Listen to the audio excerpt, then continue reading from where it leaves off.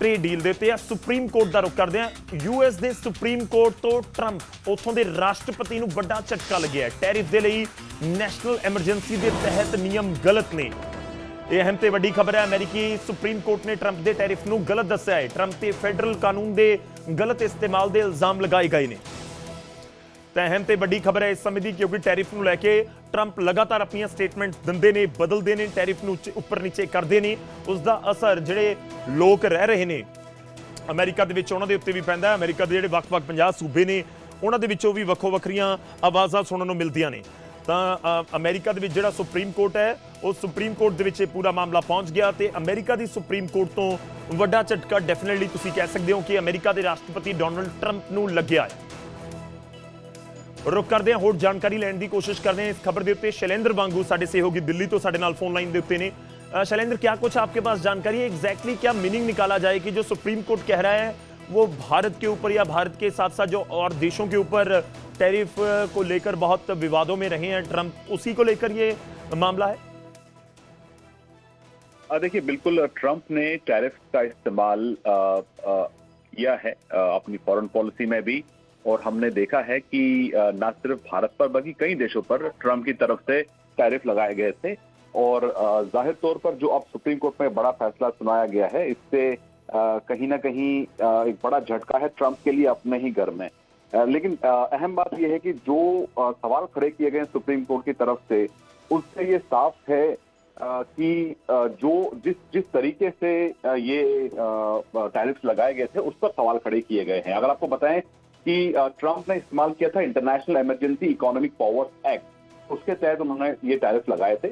लेकिन supreme court ने कहा है कि ऐसे टैरिफ लगाने के लिए इस एक्ट का इस्तेमाल जो है वो वहां की कांग्रेस या वहां की संसद ही इसका इस्तेमाल कर सकती है। तो ऐसे में 6-3 की रूलिंग दी गई है सुप्रीम कोर्ट की तरफ से। तो जाहिर तौर पर ये एक बड़ा झटका है ट्रंप एडमिनिस्ट्रेशन के लिए। लेकिन अब बड़ा सवाल ये है कि जिस तरह से ट्रंप ने सभी देशों पर, भारत समेत सभी देशों पर जो टैरिफ लगाए हैं, उससे जो वसूली की है अमेरिका ने, अब उस वसूली का क्या होगा, क्या वो रिफंड होगा, इसको लेकर अभी क्लैरिटी नहीं है। हालांकि सुप्रीम कोर्ट ने साफ कह दिया है कि जिस तरह से ट्रंप ने ये टैरिफ लगाए हैं वो तरीका गलत था। हालांकि अब ट्रंप इस पर क्या जवाब देते हैं ये देखना दिलचस्प होगा। लेकिन एक अहम बात आपको और बता दें कि आज ही अमेरिका के जो एम्बेसडर भारत में है सर्जियो गोर, उनकी तरफ से एक महत्वपूर्ण बयान सामने आया जहां पर उन्होंने कहा कि जो 50% टैरिफ भारत पर लगाया गया था रूस से तेल आयात करने को लेकर, उसको खत्म कर दिया गया है।